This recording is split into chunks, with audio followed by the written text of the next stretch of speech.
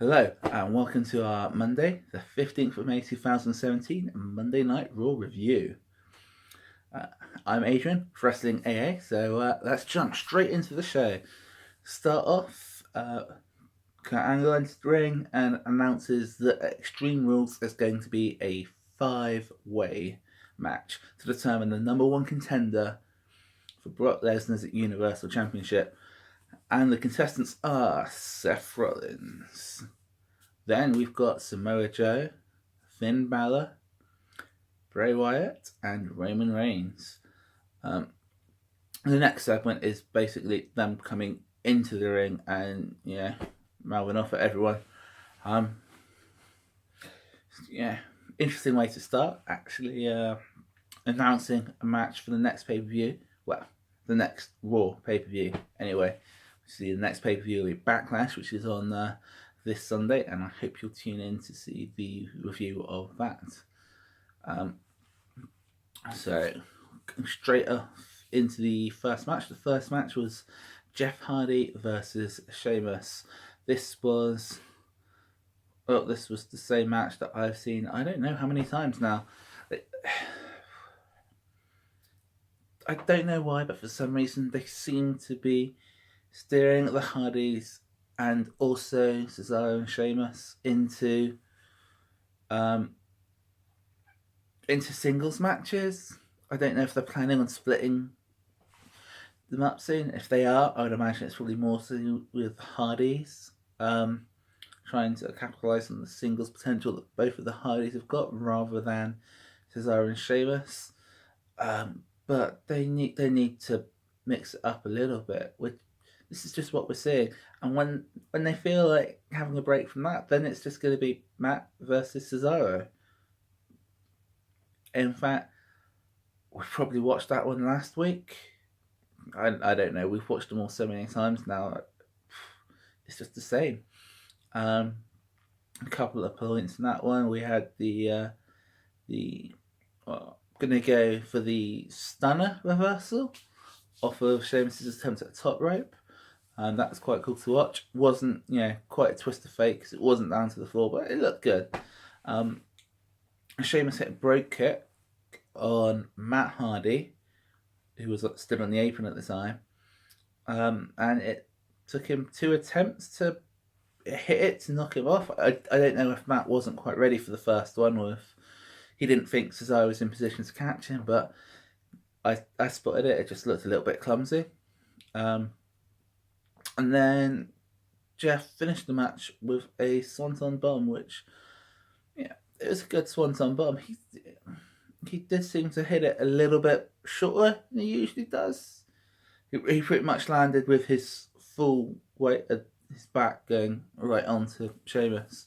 Whereas it used to just be he glanced with the head almost as he rolled through. But overall, it was completely uninteresting. It was the match that we've seen so many times. Next up was Sasha Banks versus Alicia Fox. I would say we've seen this before. It was last week. We saw this last week. Alicia Fox picked up the win, and she won with an axe kick. And the thing that most disappointed me was this was a full-on axe kick, but there was no spinneroonie. Why? How can you do an axe kick without a spinneroonie? So I felt that was missing. Obviously, spinneroonie has never been done by Alicia Fox, to the best of my knowledge.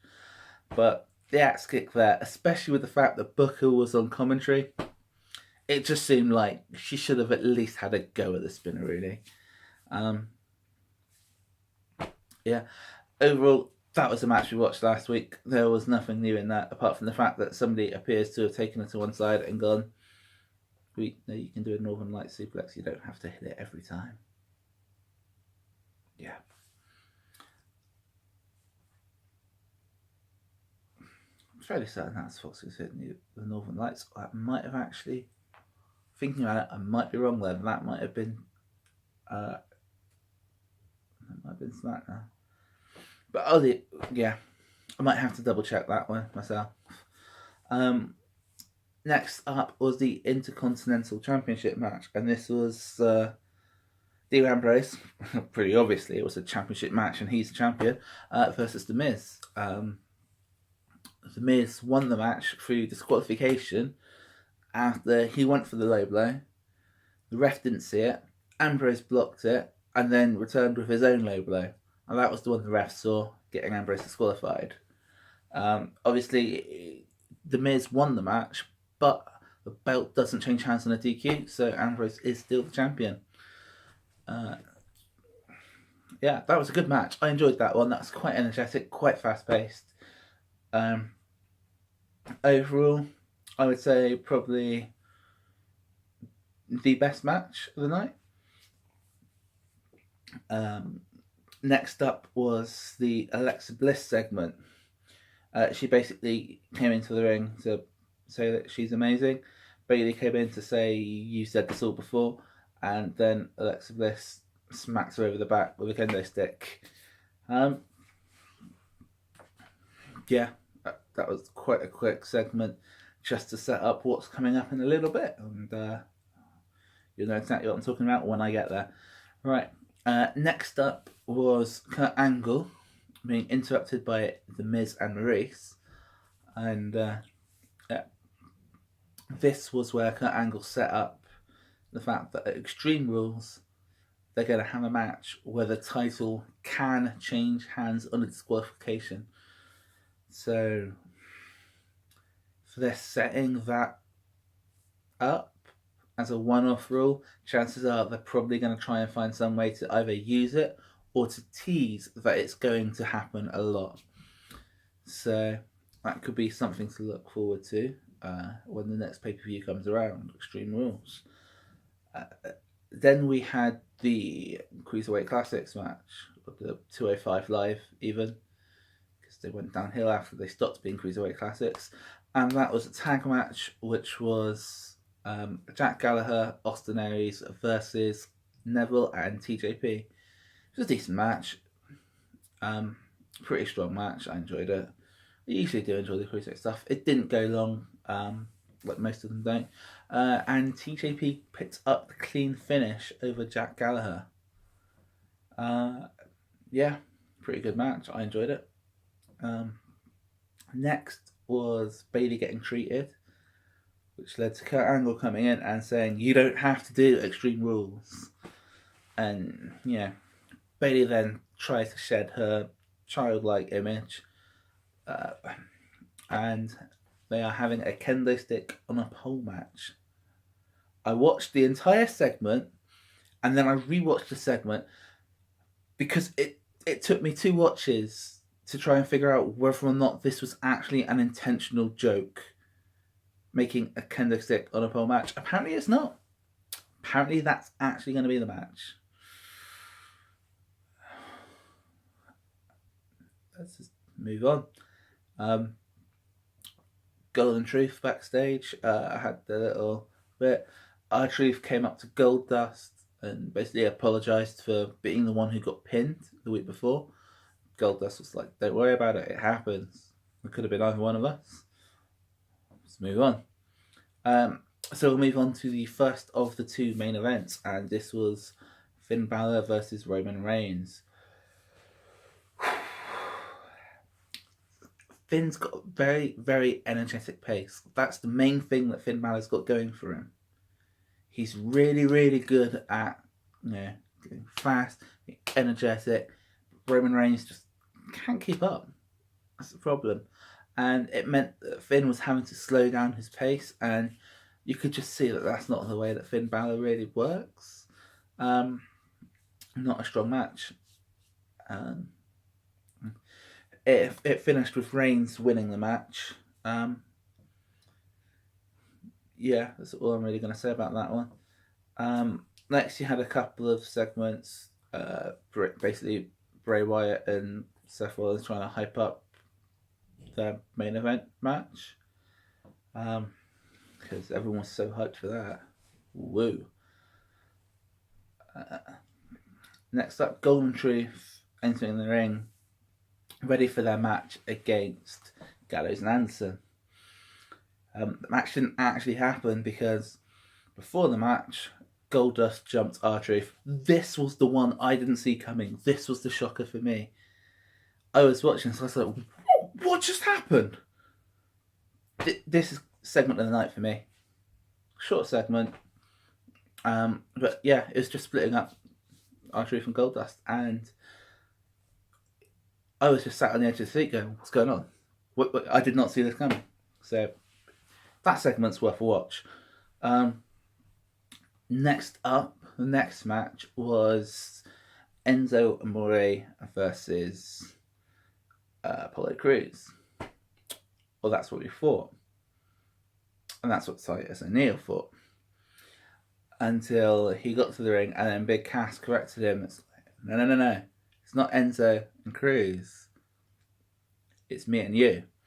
Being obviously the Big Cass versus Titus O'Neil. And Titus came in, made a bit of a showing, threw a few punches.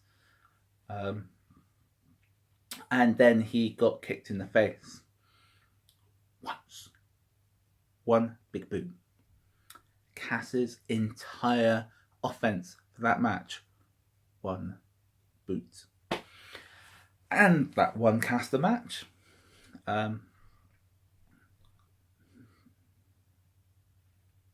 Yeah. Right. Next up was a little segment, just basically TJP complaining to Neville that he's not got his championship match. And Neville just basically turned around and said, we've still got Orsolari's to deal with. He's not out the picture yet. So presumably this is to try and hype up that at some point TJP is just going to get fed up and it's going to turn on Neville, because at the end of the day, he's already a heel. It's kind of expected. And then you have the final main event of the night, which was Bray Wyatt versus Seth Rollins. Very much the same as Balor versus Reigns. It's very much Seth was having to slow down so much so that Bray could keep up, and I don't think it delivered a strong match.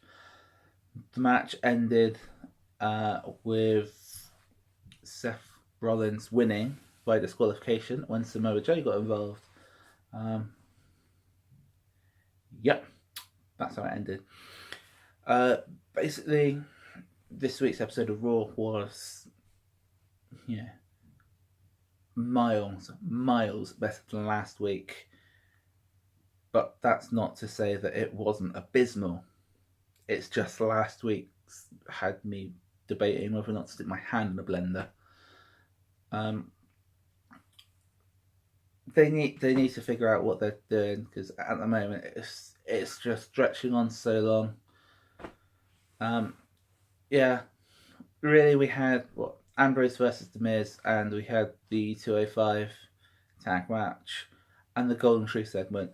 Overall, probably about 25 minutes that I actually enjoyed, that I really enjoyed watching, out of a 3-hour show. Right, well, that was Raw, and I hope you'll tune in for the review of SmackDown that will be going up shortly. Cheers.